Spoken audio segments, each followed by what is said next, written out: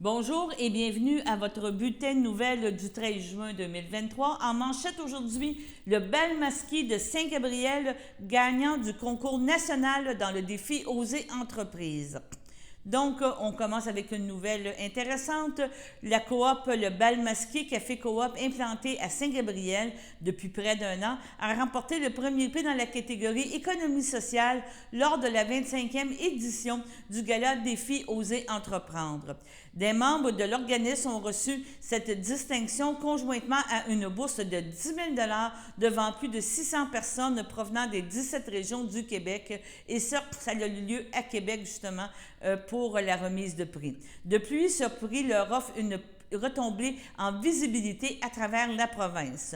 Le bal masqué, la coop, des cafés coop, offre à la communauté brandonienne un café rassembleur et convivial, des équipements collectifs, un espace de co-travail et de co-création, des ateliers de formation et des événements culturels de qualité, des objets souvenirs originaux, des plats cuisinés à partir d'ingrédients régionaux et des boissons d'ici.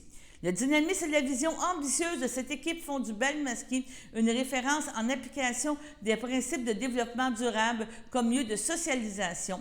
La coopérative est vraiment devenue un incontournable. La SADC est fière de soutenir le bal masqué, a mentionné M. Jocelyn de Grandpré, directeur général de la SADC d'Autry-Joliette. En 2022-23, près de 1132 entrepreneurs du Québec ont soumis des projets au défi.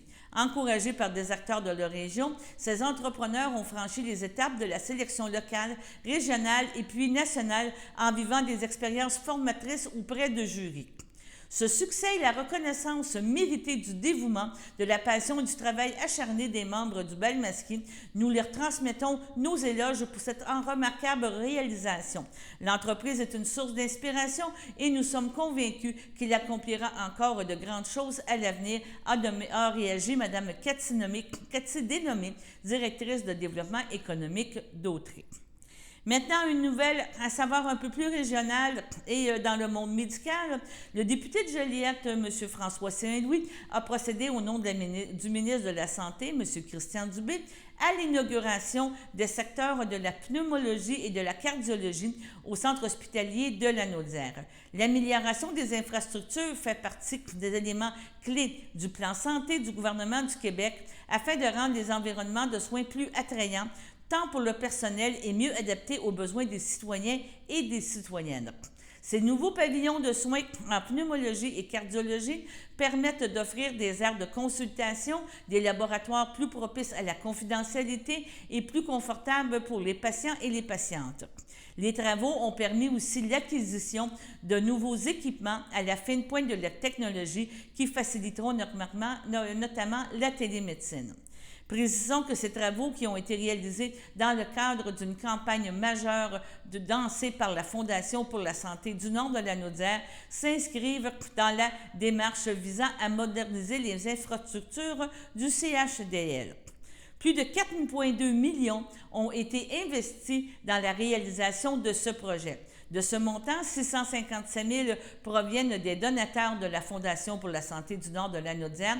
Le reste a été financé par le gouvernement du Québec. Donc, on devrait avoir une meilleure accessibilité, quelque chose d'un petit peu plus convivial quand on va être traité en pneumologie et en cardiologie. Maintenant, la Société d'assurance automobile du Québec a rendu public aujourd'hui son bilan routier du Québec pour l'année 2022. On vous parle en premier lieu des faits saillants routiers pour la Naudière. Il y a eu 33 décès en 2022, ce qui représente une augmentation de 30 % par rapport à la moyenne de 2017 à 2021. On parle d'une hausse à travers du Québec de 13,2 et nous sommes à 30 %.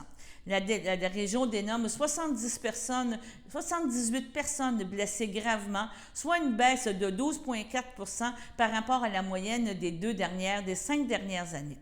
Le nombre de personnes blessées légèrement a diminué de 13,1 par rapport à la moyenne des 5 dernières années, s'élevant à 1801. On parle d'une baisse à travers le Québec de 11 %. Concernant l'ensemble des victimes, ce sont près de 1912 personnes qui ont subi des dommages corporels dans un accident de la route en 2022, soit 12,6 % de moins par rapport à la moyenne de 2017 à 2021. Bien que le nombre de personnes accidentées ait diminué par rapport à la moyenne des 5 dernières années, on déplore quand même au niveau national 392 décès sur la route en 2022. Il s'agit d'une hausse de 13,2 % par rapport à la moyenne des 5 dernières années. En 2022, plus de la moitié des personnes décédées sont soit des occupants d'une automobile ou d'un camion léger. Néanmoins, on note une hausse importante chez les usagers vulnérables. En effet, le nombre de piétons décédés présente une forte hausse, on parle de près de 23 % par rapport à la moyenne de 2017 à 2021. À la lumière de ces données, la SAAQ entend poursuivre ses efforts de prévention et de sensibilisation auprès de la population. Et maintenant, allons à la pause.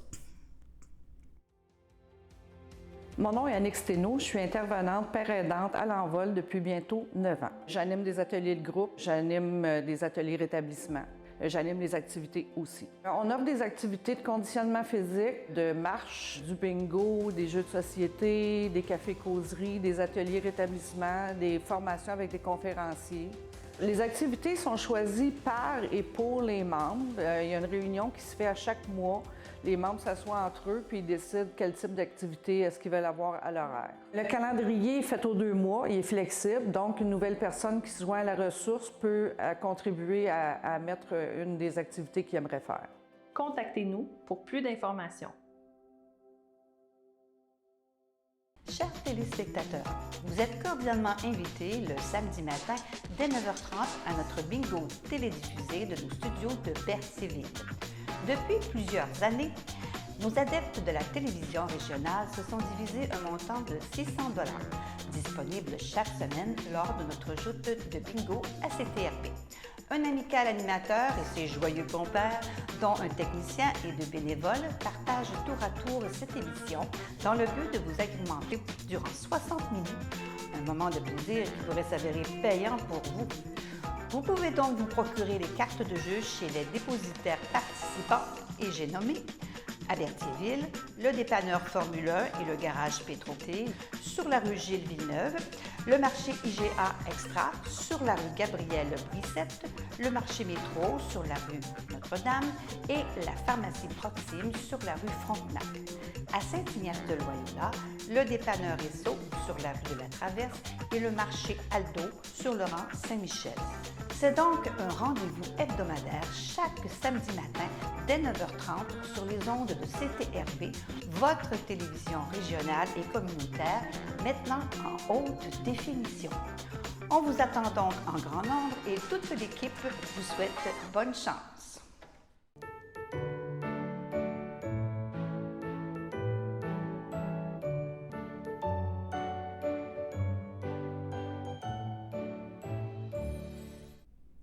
Pour aujourd'hui, le 13 juin, la FADOC de l'Édupa désire souhaiter un bon anniversaire à Monique Drainville et les filles d'Isabelle à Ginette Panton.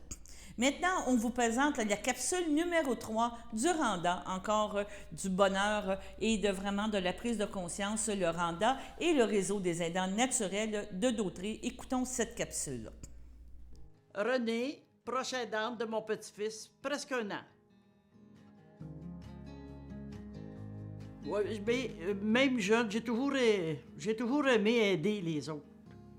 J'ai toujours été comme ça, je ne sais pas le pourquoi d'eux, mais j'aime aider.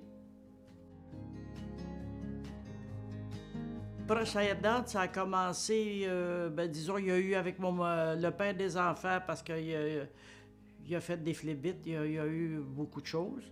Après ça, c'était mon copain qui a été assez malade, lui aussi. C'était le cœur, les poumons et les reins, puis les jambes, c'était toutes des grosses cloches d'eau qu'il y avait sur les jambes.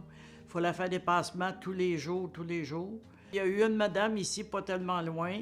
Elle a tombé dans sa salle de bain et puis elle a été quasiment 20 heures à terre. Et puis, elle a été, en tout cas, 2 ans dans la maison ici. Elle n'avait pas le droit de sortir, rien. Fait que c'est là, ça, c'était à tous les jours, Quand c'était pas ses commissions, c'était d'autres choses. Le dimanche, on jouait au bingo. Quand elle avait besoin, elle m'appelait, ben, viens faire un tour. Puis, disons que j'essaie d'aider tout le monde. C'est que ma fille, elle m'a appelé, puis elle m'a dit qu'elle était plus capable, parce qu'elle était après faire une grosse dépression avec lui. C'est l'astination. Quand ils sont tous les deux ensemble, ça va pas. Faut que les deux soient séparés. Fait que là, elle m'a demandé pour le prendre, parce que là, il était dans la rue. J'ai dit, j'ai pas grand place ici, mais je vais m'arranger. C'est demain que je l'ai pris. Après ça, on dirait que quand il commence à être bien ou quand ça va pas, il déménage. Après ça, il revient. Mamie, je peux-tu revenir? Il est revenu 3-4 fois à la maison. Fait qu'il a été vivre même chez son autre grand-mère, ça allait pas, il est revenu ici. Il est retourné chez son autre grand-mère, il est revenu. Mais là, quand il est reparti, là j'ai dit non, là, c'est trop, là, je suis plus capable. Même moi, là, rendu à l'âge que j'ai, là, je suis plus capable. Parce que je suis pas numéro 1, moi non plus. Mon petit-fils, il a 5 affaires à lui tout seul. Il est spectre de l'autisme, puis il y a 2 autres affaires aussi que là j'oublie. C'est TDAH. TDAH plutôt qu'Alzheimer. Spectre de l'autisme, trouble de personnalité, et puis qui n'aime pas l'autorité. C'est ça, faut pas crier après eux autres. Ben, tous les enfants, c'est le même, mais eux autres, c'est encore pire. Faut toujours être en douceur avec eux autres, sans trop exagérer non plus, là. Parce qu'après tout, sont là. C'est des enfants, hein, même s'il y a 19 ans, là. Parce que nous autres, on essaie de faire de notre mieux. On veut trop en faire, puis on les gâte. Puis c'est ça qui est pas bon. Que ce soit un enfant normal ou un enfant qui est malade, trop les gâter, c'est pas mieux. Puis moi, je suis maman gâteau. Maman gâteau, fait que c'est ça qui arrive. Mais je suis contente de l'avoir fait pareil, même si c'était dur un peu, mais je suis contente de l'avoir fait, puis je recommencerai encore. Par amour? Oui. Bien, on laisse pas un animal dehors, encore moins une personne, puis encore moins ses petits-enfants. On a des besoins, nous autres aussi. Parce qu'à un moment donné, on se pose des questions. On fait-tu bien? On fait-tu pas bien? On a besoin. On a besoin d'aide aussi, nous autres aussi. On a besoin, puis on a besoin de... Plus souvent qu'autrement, c'est accaparant. Fait que... on en a besoin, moins qu'eux autres, mais on en a besoin un peu. Oui, ça arrivait que j'avais besoin de sortir, j'avais besoin de... Mais là, il ne fallait pas que je sorte trop non plus, parce que je savais jamais quand est-ce qu'il était pour arrêter de travailler. Il fallait que j'aille le chercher à l'ouvrage, puis il fallait que je prépare les repas, il fallait que je fasse le ménage, il fallait que je fasse tout, là, aussi. Là, parce que là, j'étais pas tout seul, là. Là, je m'occupais de moi, mais je m'occupais de lui aussi, parce qu'il savait pas rien faire. Fait qu'il fallait que j'y en montre aussi, là. Montrer à faire à manger, montrer à tenir son budget, montrer à faire beaucoup de choses. Je me sens toujours près de lui. J'aime avoir de ses nouvelles. Justement, dernièrement, il y a 2 jours, j'ai eu de ses nouvelles. Puis j'étais contente de voir que ça allait bien pour lui, puis s'il y a de quoi, qu'il ne gêne pas, la porte est toujours ouverte. La famille, oui, mais même, il était de secousse que les enfants me disaient, « Ben, maman, tu trouves pas que tu as assez ses épaules? Tu as fait ta vie, tu as élevé tes 4 enfants, puis là, à l'âge que tu as là, tu as un autre enfant, quand je serai plus capable, j'arrêterai. Il y a quelqu'un en haut qui me donne la force de le faire. si c'était pas dans ma ligne de vie, ça ne sera pas arrivé. C'est là, c'est parce qu'il fallait que je le fasse. Moi, c'est de même que j'ai pris ça. Je te dis pas que j'en ai pas arraché. J'en ai pleuré des secousses, mais comme j'ai dit, il fallait que ça arrive. C'est bon de parler. Faut parler. Parce que c'est pas bon de tout garder en dedans. Parce que c'est là que tu deviens malade. Si tu parles pas, si tu demandes pas de l'aide, bien là, tu gardes tout ça en dedans, puis c'est pas bon. Le cœur, il a besoin de se faire aider, lui aussi. Moi, ma vie, c'est ça. C'est d'aider puis de donner au suivant. J'ai eu beaucoup. J'ai eu beaucoup de bas. On m'a aidé. Fait que là, j'aide à ce temps. Chacun son tour. La meilleure ressource, c'est les aidants. Ça, je démarre pas de ça. Il y en a de l'aide. Oui, c'est vrai qu'on ne sait pas où aller. Que ce soit les aidants, que ce soit un cœur pour tous, la CABA, ici à Berthier, c'est toutes des places où c'est que le monde peut aller et ils vont avoir de l'aide. Mais il faut le savoir. Il y a ça. C'est qu'on n'en parle pas assez. Faut parler, faut parler, faut parler. Parler, puis je parle encore.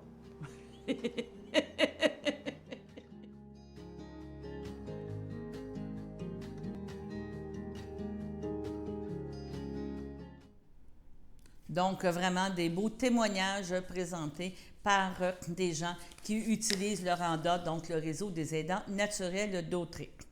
Maintenant, le comité ZIP du Lac-Saint-Pierre a accueilli le 2 juin dernier des élèves de 6e année de l'école Pointe-du-Lac pour une journée d'initiation à la pêche sur le site de la Pointe-à-Caron à Louisville. Cette activité est proposée dans le cadre du programme Pêche en herbe de la Fondation de la faune du Québec, réalisé en collaboration avec Canadian Tire, son partenaire principal, et le ministère de l'Environnement, de la lutte contre les changements climatiques, de la faune et des parcs.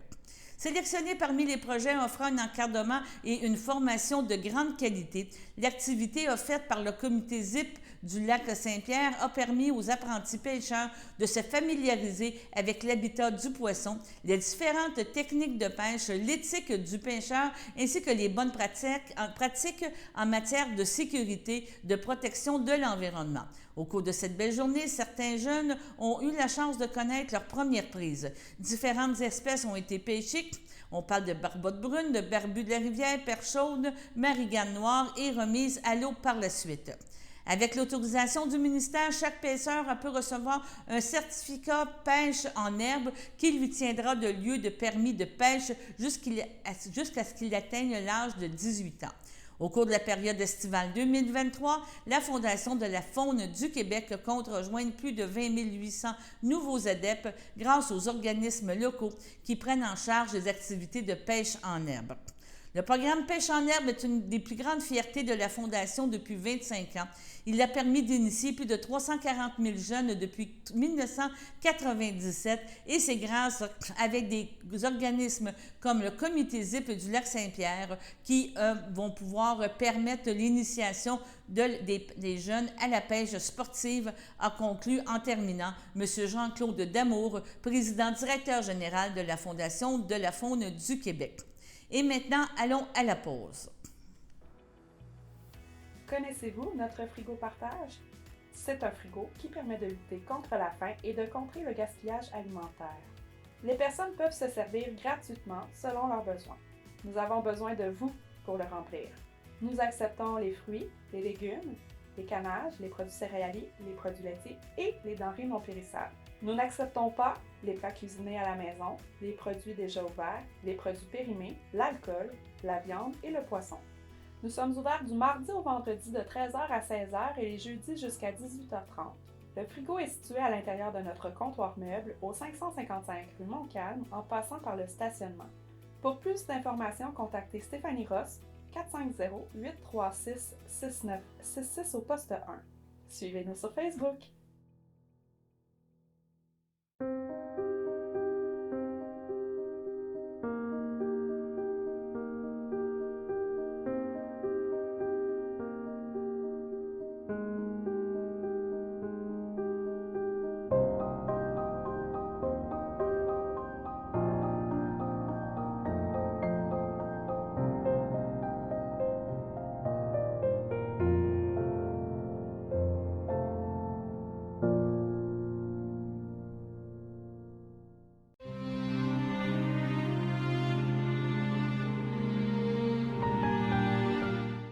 au CHDL de Saint-Charles-Borromée le 2 juin, à l'aube de ses 74 ans, est décédée Mme Nicole Lambert, fille de feu Damas Lambert et de feu Marie-Ange Raté, demeurant à Berthierville, native du Lac-Saint-Jean.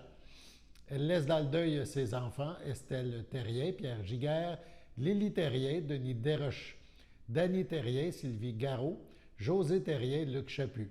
Ses petits-enfants, Roxane Vézina Terrien, Daphné Vézina Terrien, Tony Terrien, Alexandre l'Italien, Vanessa l'Italien, Jade Desroches, Lydia Desroches, ainsi que leurs conjoints-conjointes. Ses arrière-petits-enfants, Mathéo, Noah, Abigail et Cara.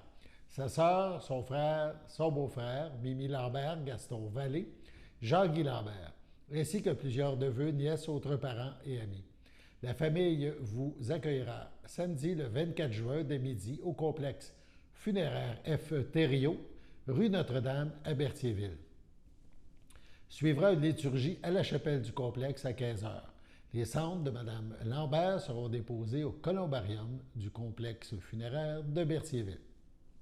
À son domicile, le 23 mai, à l'âge de 94 ans, est décédé M. Régent Savignac, époux de feu Louisette Laforêt, demeurant à Berthierville, lui ayant précédé sa fille Joanne.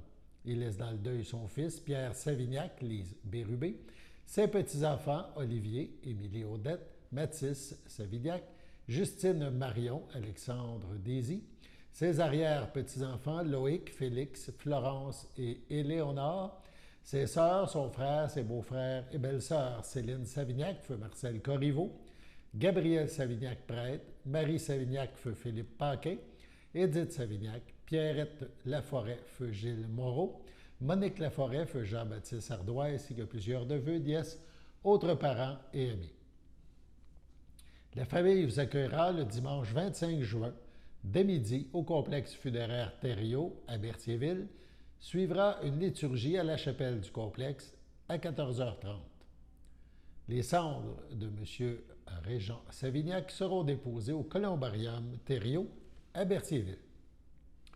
À son domicile, le 6 juin dernier, à 79 ans, est décédé M. Michel Lebeau, époux de Joanne Trudel, demeurant à Saint-Cuthbert.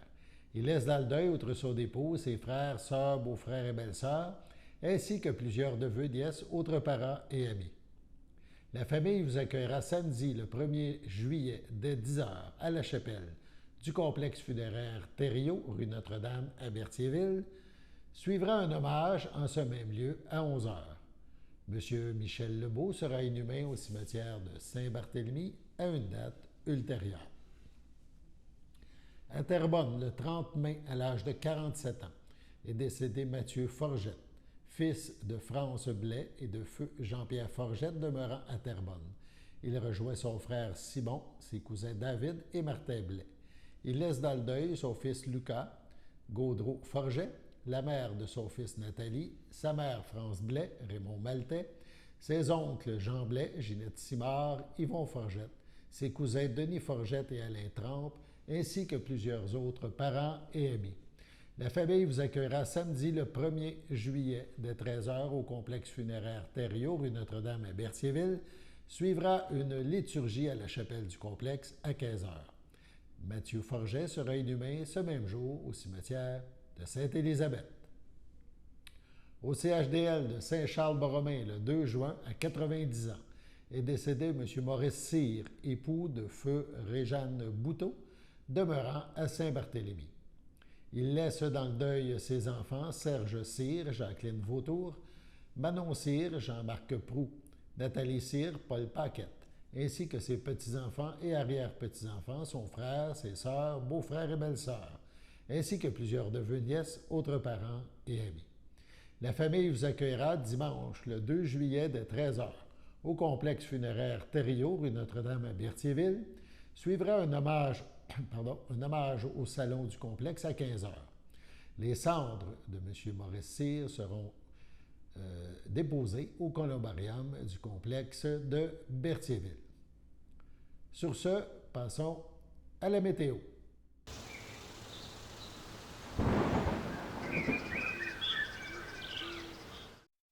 Bienvenue à votre météo de cette semaine. Aujourd'hui, mardi après-midi, ce sera de la pluie, une température de 21 et un temps ressenti de 23, environ 15 mm de pluie. Mardi soir, ce sera nuageux avec averse, une température de 18 et un temps ressenti de 18, environ 1 mm de pluie. Mardi nuit, ce sera nuageux avec averse, une température de 14, un temps ressenti de 13, environ 1 mm de pluie. Mercredi matin, ce sera un ciel variable, température de 16, un temps ressenti de 16. Mercredi après-midi, ce sera un ciel variable, température de 25, un temps ressenti de 27. Mercredi soir, ce sera un ciel variable, température de 21, un temps ressenti de 22. Et voilà, c'était tout pour votre météo.